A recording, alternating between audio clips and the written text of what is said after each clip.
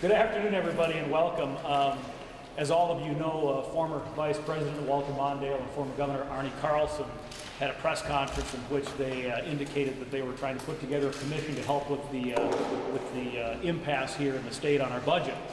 And I just wanted to point out a few things. First off, obviously nobody questions the intent, the goodwill of these statesmen and public servants, the former Vice President and the Governor. But I would like to point out that, Walter Mondale was Vice President during an administration that most now agree was an economic failure. We learned terms like misery index and stagflation, and took the country through a period of economic turmoil really unprecedented since the Depression. And with respect to Governor Carlson, obviously he had the good fortune of governing from 1991 to 1999, when times were pretty good here in America and in Minnesota. And we really didn't need big government programs to keep things going, and yet if you take a look at some of the data, you'll find out that during the Carlson administration, general fund spending in this state increased 56%, and overall spending increased 59%.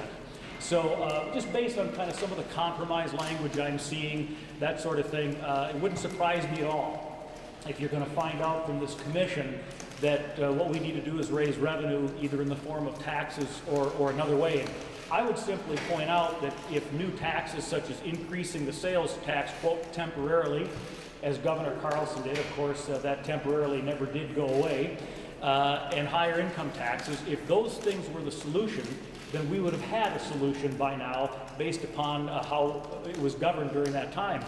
The fact of the matter is that continued rising cost curve in government is exactly why we are where we are today. And I would love, as a state legislator, to have the luxury of being able to cut deals and compromise and grow our government and not have real ramifications for real people. Unfortunately, I don't have that luxury, because as you look to Greece, as you look to Washington, D.C., as you look to Massachusetts and Illinois and California, and hopefully not Minnesota, what you're seeing is that the way things have always been done has set a budget trajectory that cannot be sustained. So I hope it's understood that while all of us would like to get a deal done and not be where we are today, to continue the approach that has brought us to where we are is unacceptable. And I'll take questions if you have any. Question. You said that rising expenditures have been a problem over the years. Yes. We have seen decreases under President Bush and under previous governors, decreases in taxes. Is that not potentially part of the problem from your point of view?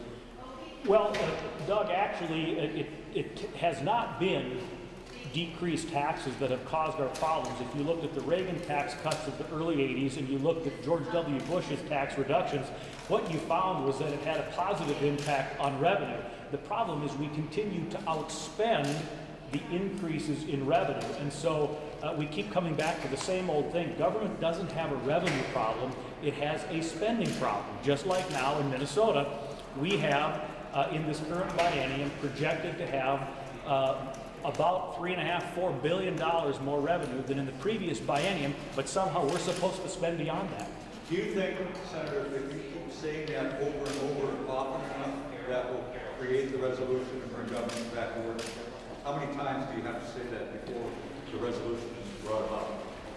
I don't know that saying things, Doug, will bring about a resolution. What I hope it does is it helps everybody understand what we as Republicans have been saying since day one. We are not proposing and have not proposed an all-cuts budget. We are holding spending essentially, but for a rounding area, consistent with what has been in the previous biennium. And so I do think it's important for people to understand that, but the only way that that'll bring about a resolution is if the governor understands that most of the people in this state believe that's reasonable and that we need to solve this problem through controlling our appetite rather than bringing more food to the table. Do you think this commission or committee, I mean, is it helpful, is it productive, or is it sort of just a distraction?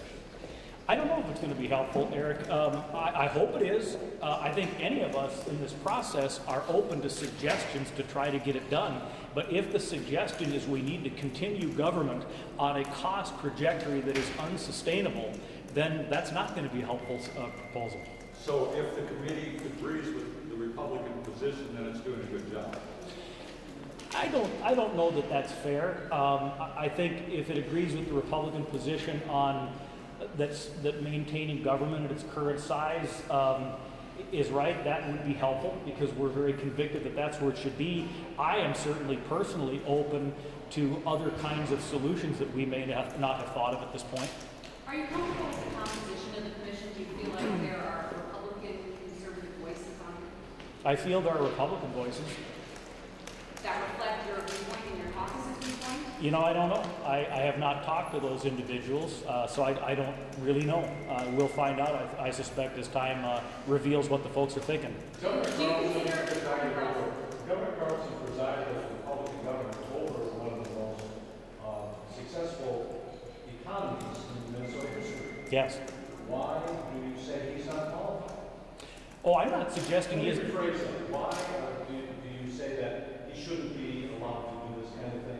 You're criticizing him for the spending. Actually, certainly he's qualified.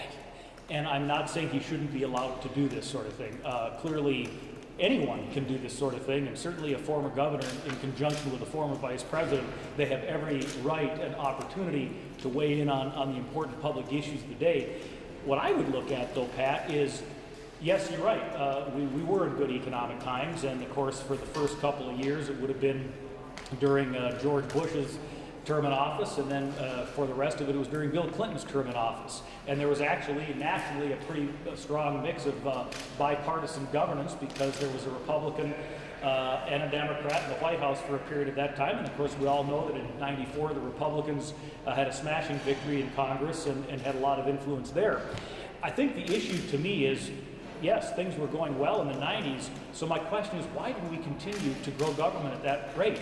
See, I'm told now we have to continue to grow government because times are tough and more people are reliant upon the government. And yet, and then I'm told, well, it's okay to grow government when times are good and we got tax revenue flowing in because we can. And from my perspective, what we should do is constrain the growth of government during the good times. Senator, you were home over the weekend. What did you hear from your constituents? I was home over the weekend, and I have a lot of time spent walking the streets of Lakeville, where I live, going to the post office, that sort of thing. Pretty much what I heard is that people are disappointed that it didn't get done, much like we are, that they wish it would get done. They hope that the meetings continue as they are behind us right now, if I understand correctly. But most of what I heard was encouragement from the perspective that government's big enough, we're spending enough money, hang in there. That's what I'm hearing. Senator, if the leadership comes out of this door today, tomorrow, August 1st, December 25th, and says, we have a deal for $35 billion, that's what we're going to spend, will you support it? Would I support a deal for $35 billion? I don't believe so, no. I think I've been pretty clear about that. Do you think that there's enough Republican support in your caucus to support it? You know, I can't speculate on that. I have not. You are the assistant majority leader, so you do talk with members. So what do a majority of your members tell you? I am, you're right, I am in leadership and I do speak with members. You're asking me if there are enough votes. My own opinion, if I had to guess right now, I would doubt that there is. I don't think there is, but you know, I'm very hesitant to stand up here and speak for other people. All right? Thank you very much. Someone, do you think Arne Carlson is a Republican? I assume so. I'm not aware of him changing parties. Do you consider him a Republican? Sure. I mean, there are different ideological places to be on the spectrum within the Republican Party, for sure. I can't look and say that somebody who did many of the things that he did during his administration would be what I consider to be fiscally conservative, but he doesn't need my stamp of approval. He's been the governor, I haven't. Well, I'm just asking. Right. One more, Don, you want to Do you see given the fact that Minnesota has been hearing the debate that you're talking about from both the governor and from the Republican perspective since January, actually since November, do you see, doesn't a third approach make some sense? Does this seem like it's working to you? Well, I guess by definition, it's not working if we define working as having a deal done.